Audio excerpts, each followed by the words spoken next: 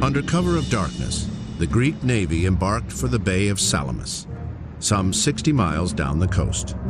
With its narrow channel, Themistocles was confident Salamis was the ideal spot to counter the superior numbers and greater mobility of the Persian fleet. And Themistocles knows if they can break the Persian navy, then they've really won the war, or at least they've gone a long way towards winning the war because of the interdependence of the Persian army and the Persian navy. With the Greek navy now in place, Themistocles devised a brilliant tactic to lure King Xerxes into making a disastrous move. Themistocles sends him a slave and says, Xerxes, Themistocles would like to be your friend, has seen the light. And you can capture the entire Greek fleet if you just attack now.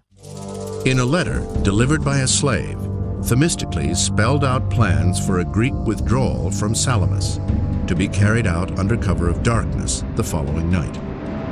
Xerxes thinks this is a great opportunity.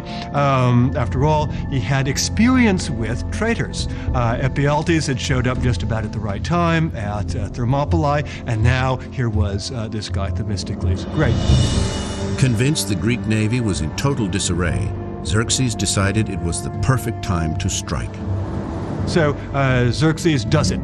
Launches the Persian fleet against the Greek fleet in the very constricted waters around Salamis, which is exactly what Themistocles had hoped for. Themistocles knew those waters intimately. He had his fleet stationed to take advantage of the constriction. He also knew when the wind was going to come up behind them, and so when they could charge out most effectively. And what happens is that the Persians charge forward, the Greeks charge forward on their ships. I think we could say it was probably the greatest sea battle in sheer numbers involved in the history of Western civilization. While the Greek fleet moved out like a giant octopus from its rocky lair, King Xerxes was safely perched atop his gold throne at Mount Agileus. By the time he realized his powerful vanguard was trapped, the noose had already tightened.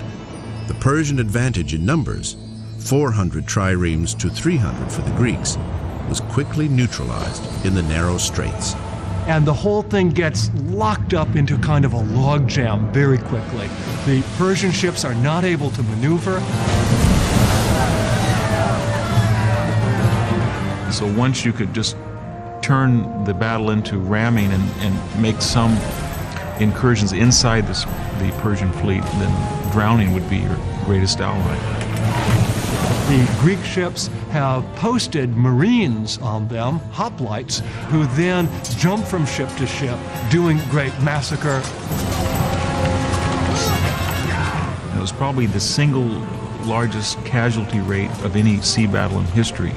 There may have been 60,000 Persians that drowned right off the coast of Attica.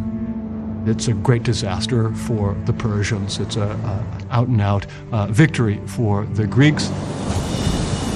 The water was thick with bodies and wreckage. The Persians lost 200 warships, the Greeks just 40. Xerxes was angry